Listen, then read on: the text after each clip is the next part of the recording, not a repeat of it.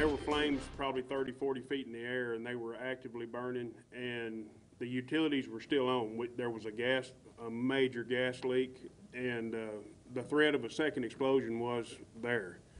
New information tonight following an explosion at the Coryell Memorial Hospital in Gatesville. Investigators released the name of the person who died. They say 15 people are injured, increasing the total.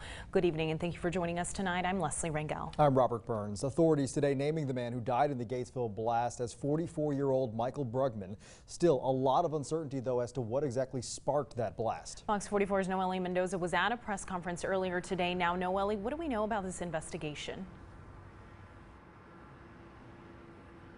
Leslie, Robert, this is still a very active investigation. Right now we know that the FBI, ATF, and the state fire marshals are investigating together with other state and local agencies, and today they're getting their first-hand look in and around the building. Working, concentrating our efforts mainly on the debris field outside of the initial explosion site today.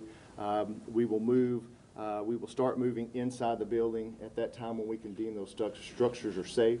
44-year-old Michael Brugman from Rogers died in the explosion. And he was a worker on the site at the hospital yesterday. Certainly our condolences go out to his family and his friends.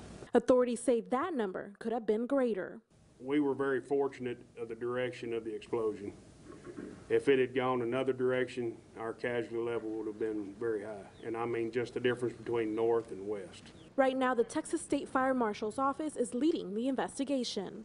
They bring with them many resources that will ensure both a thorough and a very qualified investigation. Officials say they believe the gas lines in the boiler room were leaking, filled the room, and a spark set off the massive explosion. If you're going to have something bad happen, we were at a hospital, and this was right in the back of the hospital. And so as I approached the victims that I saw and tried to tend to them, everywhere that I went, there was already 1 or 2 doctors there and several nurses. Right now, 7 of the 9 injured who were taken to Baylor Scott and White Temple are now at other hospitals. Most of the victims are suffering from blast and burn injuries. So there are 2 that went to Parkland and Dallas, 2 that went to Austin, and the rest went to San Antonio.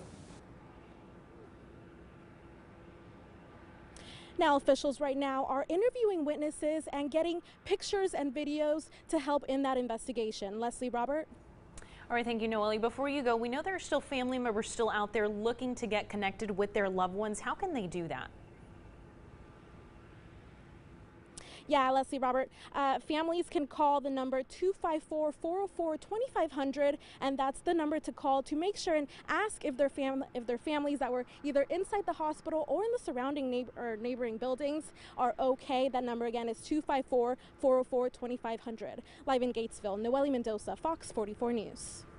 All right, thank you, Noelle. Of course, still a developing situation. You can always check back for updates on our website, centexproud.com, also on Facebook and Twitter, KWKT Fox 44.